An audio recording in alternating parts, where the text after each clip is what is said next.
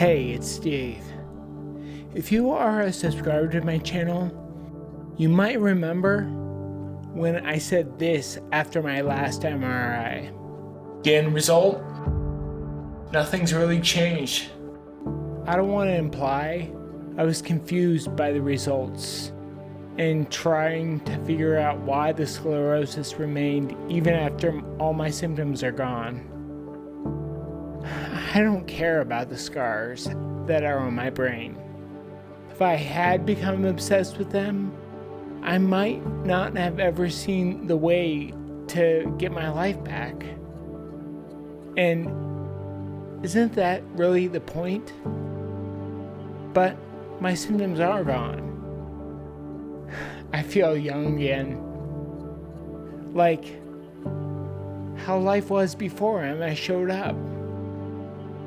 Let me tell you my story about my scars.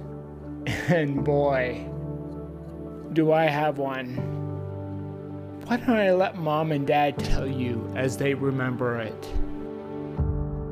We had just moved into our house in Bend, Oregon, and was putting furniture around and getting things taken care of. We had just finished the construction of it. And your mom told me that she didn't like the way the living room was set up. She wanted the love seat over here and the couch over there. And so me being the guy that I am, I picked up the couch. Well, you were under the table at the time until you slipped out from underneath the table and the couch slipped, the Satan died. So I didn't really see it hit you, but I heard you start screaming immediately. And then Diane came in and picked you up and took you into the bathroom. Yes, you were 10 months old, and you were crawling, and you had a funny crawl, but that kind of defines you.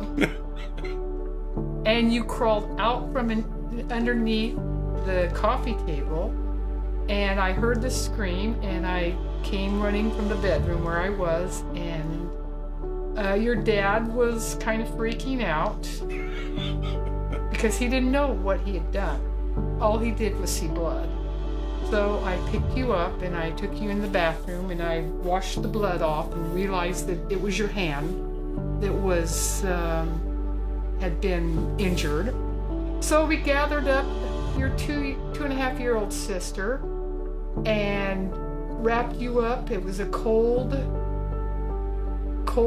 Bend night, and I mean probably down into the 20s, and the roads are icy, and we get into our little Datsun B210. If anybody's was around in the 80s, they know what a Datsun B210 is. And we drove you to the hospital where you were born, St. Charles in Bend, and they immediately took you and diagnosed and repaired the laceration on your hand and said, this baby has to stay the night. And of course you were 10 months old and you'd never been separated like that before. So we left you overnight and we came back the next day and you were happy as can be. And you did have to wear a little cast on your hand for several months. And they weren't sure if there was nerve damage or not. And they called in a hand specialist to check to make sure that the hands were okay and the nerves were okay and there was no broken bones. And so it was a pediatric hand specialist. I thought, wow. But he put in some really small stitches. So the scar runs near the base of my thumb, between my index and middle finger, and ends up close to my palm. So that scar is not so different from the sclerosis in my head.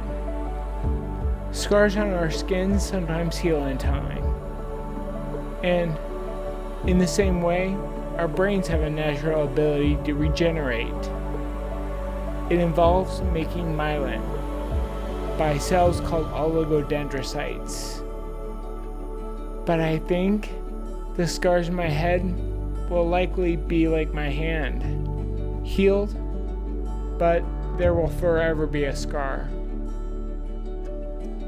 And I think that's okay. I don't have any proof that my myelin has been restored,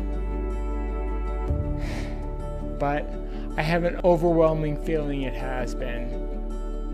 Oligodendrocytes are made from a type of cell called oligodendrocyte progenitor cells. They're stem cells in the brain. They say as we age, this happens less. I'm 40 years old now, and I believe I've made enough myelin so my MS is completely gone. So, never think you're too old.